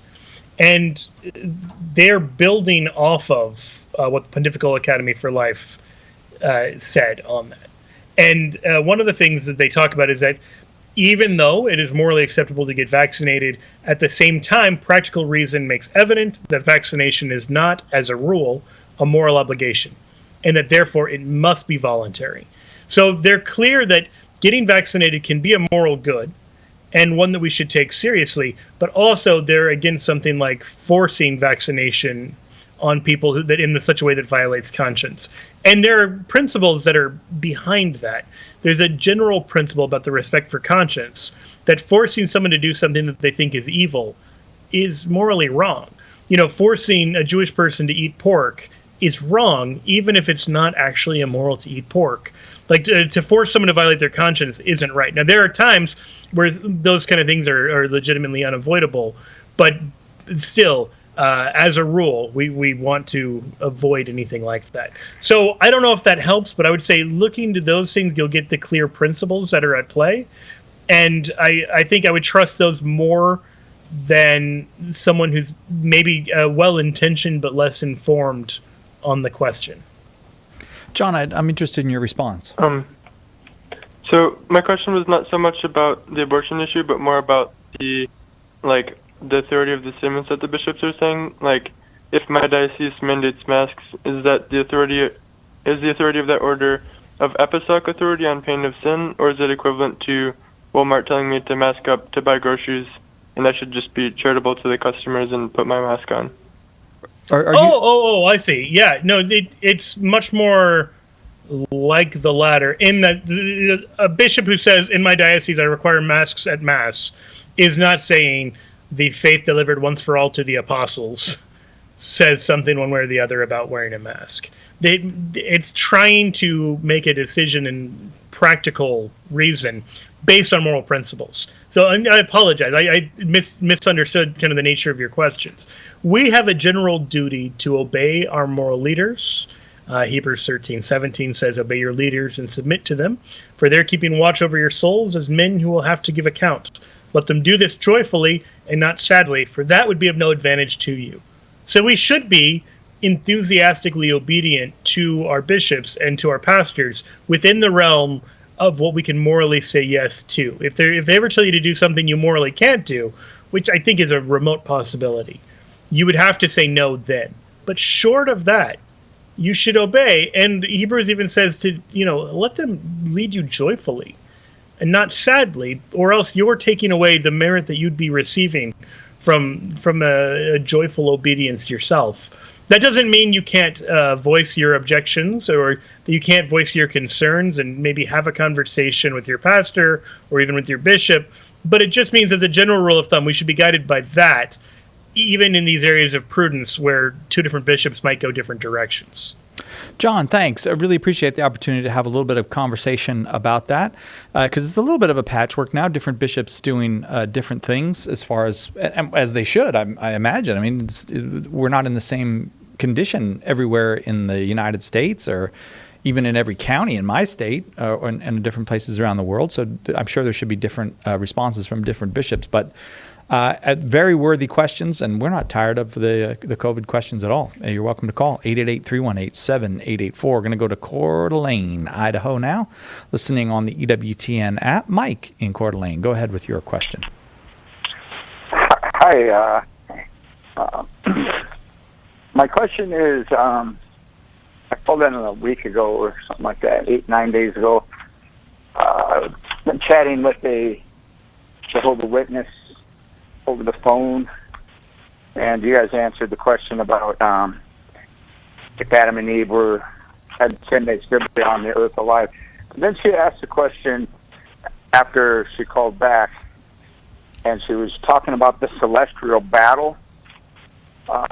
And I tried to look up, but she was saying that the celestial battle between the angels and Satan happened after Adam and Eve were placed on the earth. And I don't know why, I thought that it had been before.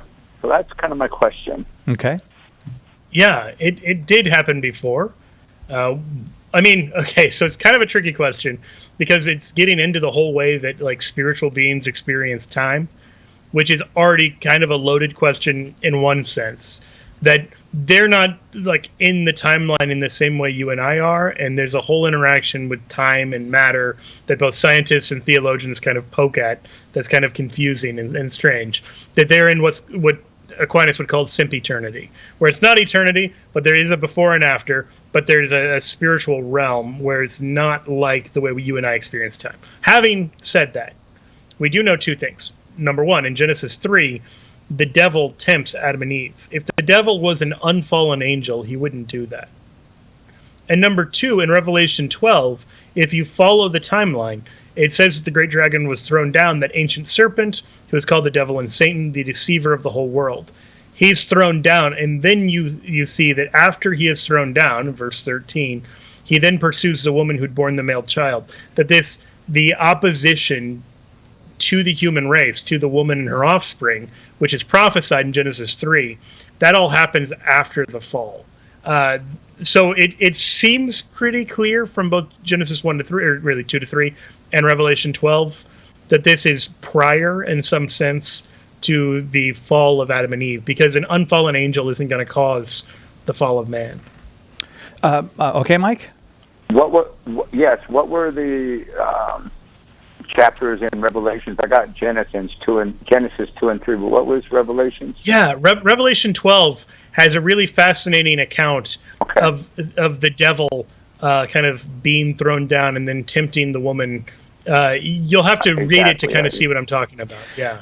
Mike, we have a book. I was just thinking, Mike, we might want to, if you want the book, we have a book called 20 Answers Jehovah's Witnesses. So, and you've been having this dialogue with the Jehovah's Witness. If you'd like the book, hang on the line. I'm going to go to a break because I got to go to a break. But hang on the line if you'd like that. 20 Answers Jehovah's Witnesses might help you in those conversations. We'll be right back with more Open Forum with Joe Heschmeyer right after this. You're listening to Catholic Answers Live.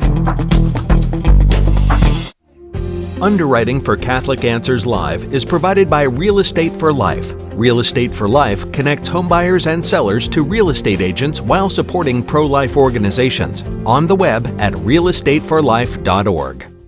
The World Over with Raymond Arroyo. Coverage as seen through a Catholic lens. All people of faith and sincerity need to awaken to this and protect this fundamental right of religious liberty. Expert analysis. Does Revelation judge history, or does history judge Revelation? Stories vital to people of faith. It's part of our faith that comedy and tragedy naturally go hand in hand. Delivered to your inbox every week. Sign up today. Go to EWTN.com/worldover.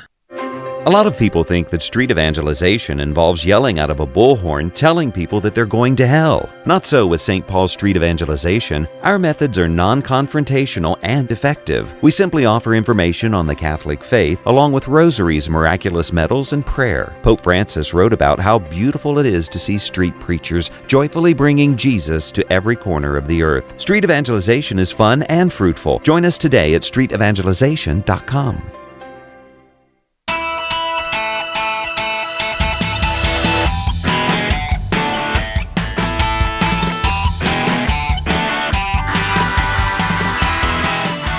Welcome back. Catholic Answers Live. Joe Heschmeyer, our guest. 888-318-7884, our number. We're going to kind of do the lightning round here because we're getting close to the end. We'll try to get as many folks on as we can. We'll start with John in New York, watching on YouTube. Hi, John. Go ahead with your question for Joe.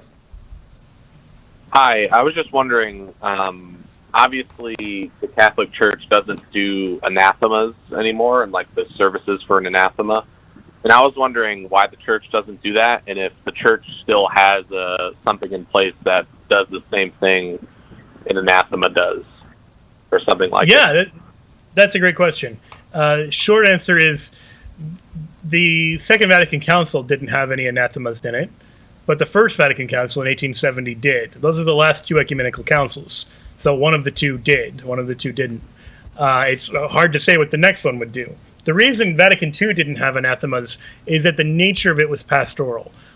Partly, it's like this. They were not dealing with people who were already bought in, where it was enough to say, hey, if you believe this thing, you're no longer a well-formed Catholic and you're putting your soul at risk. Because the people to whom they're trying to reach largely didn't believe in Catholic things anymore in the first place. So they're trying to say, okay, what can we say positively? Like, where's the common ground that we can go from there? So the kind of nature and the tone is different because they're not dealing with the same kind of foundation. You know, like in the same way that if you're dealing with a non-Christian, it's not going to be very convincing to say, well, what you believe is contrary to the Bible. If you're dealing with a fellow Christian, that works a lot better. So the anathemas, I don't think they made sense in the context of Vatican II. But in the context of like within the church kind of stuff, you still see that kind of stuff. You'll have the condemnation of specific books or even like the work of specific theologians that's ongoing. It often doesn't like make huge headlines because a lot of it is stuff that you've never even read and is much more like particular to the realm of like theology departments. But the church still definitely has a role and sees herself having a role at saying, if you believe this thing, you're cutting yourself off from divine life, or you're cutting yourself off from communion with the church or from orthodoxy.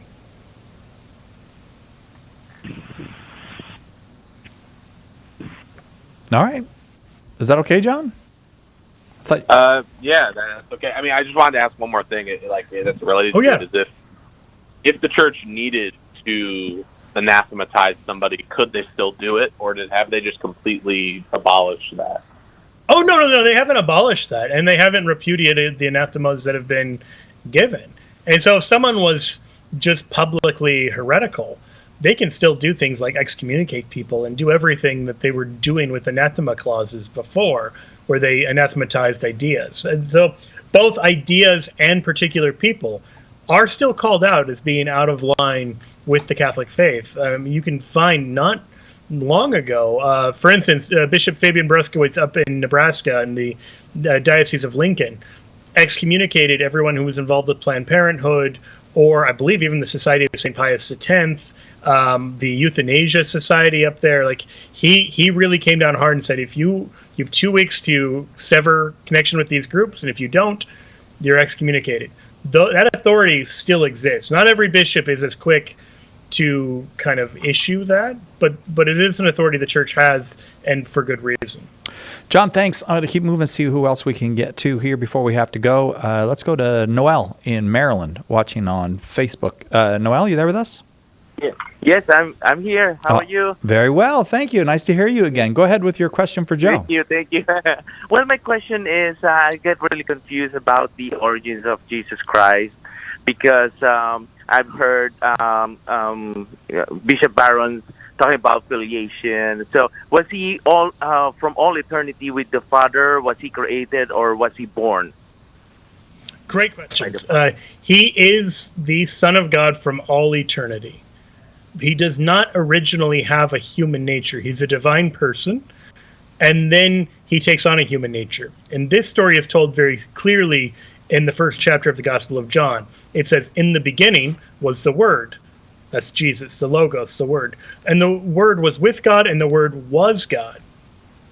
So then you have that. Then you drop down to verse 14. It says, the Word became flesh and dwelt among us, full of grace and truth. We have beheld his glory. Glory is of the only Son from the Father. So Jesus is a divine person who in the incarnation takes on a human nature. And so he is born in time in his humanity. And we can speak of him being born, so to speak, from all eternity in his divinity. I got you. Thank you so much. All right. Great. I appreciate that. I hope we'll hear from you again. I'd like to hear Bishop Barron talking about filiation. I love divine filiation. It's one of my favorite things about being Catholic. If anyone's interested in that idea, we kind of touched on that in our Friday conversation last week, didn't we? Oh, yes, well, I'm sure we did. It just means being made sons and daughters of the living God. That's all. Just a little thing like that. That's all. Timothy in Washington, watching on YouTube, you are up next. Okay, thank you very much. You're welcome. Go ahead. And the question I have, I'm 73 years old, and prior to Vatican II, only the priest could touch the host. But now, since Vatican II, they changed the Mass. Now everyone's touched the host, and I was wondering, it looks like they've de-emphasized the Mass. The Mass used to be high up. Now it's kind of mixed in with everything that's going on today. It seems very simple. It's in English, and everyone now, you got women up on the altar, and I was just wondering, basically, why now it's okay to touch the host. Thank you. Yeah, that's a really good question. I want to clarify one thing. That's not actually a change that Vatican II either permitted or required. That's something that originally was an American innovation. The U.S. permitted it in 1971, and then they wrote to the Vatican. The Congregation for Sacraments said they could do that, to have lay people assist the priest in distributing communion. And then Pope Paul VI in 1973 extended that permission to the Universal Church. And he cited basically the idea that like present day conditions had changed, both because this was one means by which some people were being nourished in terms of their own spirituality. But I think the other thing is that there was perceived to be more of a need because of the decline of priests. I don't know if that was one of the things motivating him or not, but certainly in subsequent things the church has talked about, the use of extraordinary ministers is usually when there aren't enough ordinary ministers, that there aren't enough priests and deacons to handle the number of people at Mass in a timely way. But despite that, the church has constantly stressed that extraordinary ministers should be well-formed, so they're reverent. They should be reverent in their attire and in their demeanor, and of course, most of all, in kind of their view of who Jesus is in the Eucharist. And unfortunately, in some places, in some parishes, that isn't always lived out very well, which I think leads people to get kind of frustrated with the idea of extraordinary ministers. What do you think, Timothy? Oh, it answers a lot of questions. Thank you very much. Thank you very, very much. I wonder if I feel like that Timothy is expressing something that many people feel, that the sense of the Mass even though it's beautifully celebrated in many places, I think even the Pope was talking about this summer, that there is a reverence that seems to be missing. And it's not all just about the accoutrements, it's not all just about the atmosphere and all that. Somehow we're less reverent at Mass. I think there is this so-called spirit of Vatican II, that people thought Vatican II just blew the doors open and said, basically flower power. And so you have this kind of revolution in how people viewed their relationship to God and to the church. There's a fascinating firing line with one of the representatives of the USCCB from, I don't know, maybe 1980, where he's talking about how before there'd been a strong emphasis on the transcendence of God, and they were trying to focus on the immanence, and not just on the relationship with God, but with the relationship to other people. all of those are valid theological kind of questions to tackle.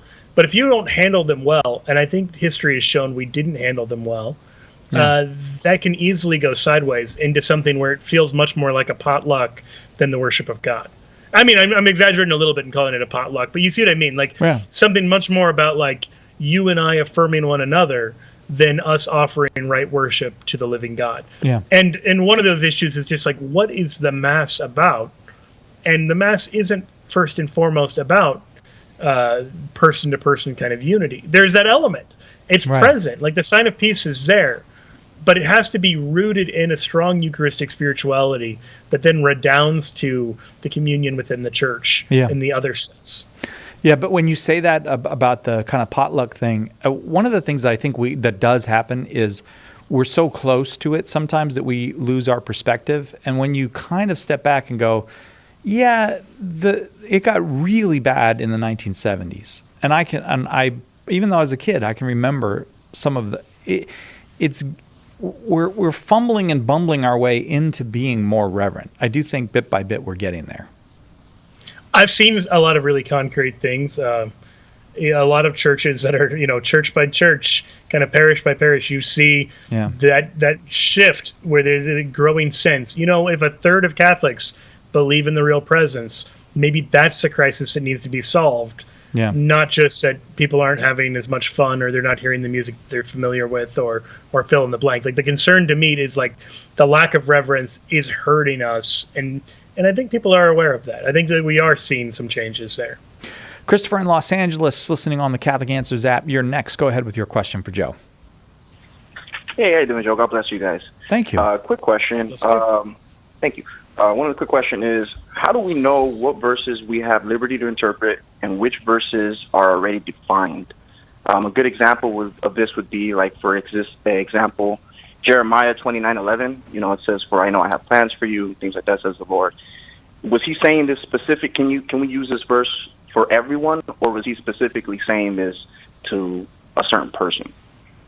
That's a great question. Well, he's specifically saying that to Israel about the captivity, that they're going to have 70 years of hard exile in Babylon, but not to despair because God still has good things planned for them. But even knowing that immediate context, we can say, well, okay, if that's true of Israel, if that's true of the people in exile, what does that say about the nature of God, and what can I draw from that? That sense in which, let me step back and answer your question in two parts. First, the church usually doesn't say this verse means X, and even in the handful of cases where she does do that, that doesn't mean that it couldn't also mean something else in addition. She's not saying the only thing God means by this is this, because you can't really limit God in that way. So if I said, what are the meanings of the parable of the prodigal son? That list could go on forever. And there's more and more things you can draw out of it. You can read the same passage multiple times and come away with a fresh sense of it. But the second thing is that the guardrails are orthodoxy.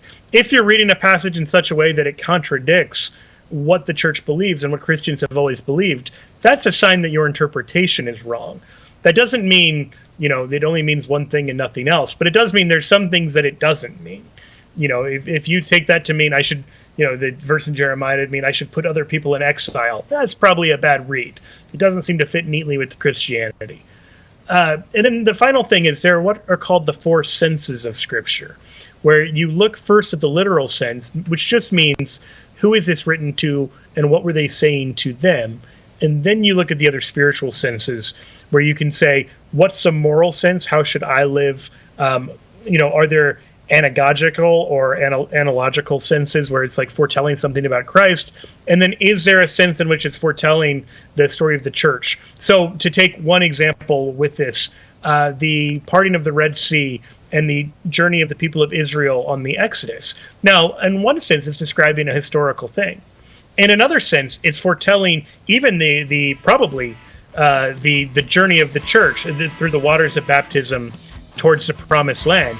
But then there may be other ways in which it applies to you personally, where God's led you out of the place of slavery into a place of freedom. So we don't want to limit to say it only means X and nothing else. Christopher, we've got to leave it there. That's the end for today. Tomorrow, join us. We're going to be live from right outside the ballroom at the Catholic Answers National Conference. Finally doing it after 2 years. Joe will be there. And we're going to have, it'll be Tim and Trent on the air to start tomorrow. And then, Joe, you'll be on Friday, on the big show on Friday. We'll see you then. All right. And we'll see you tomorrow, God willing, right here on Catholic Answers Live.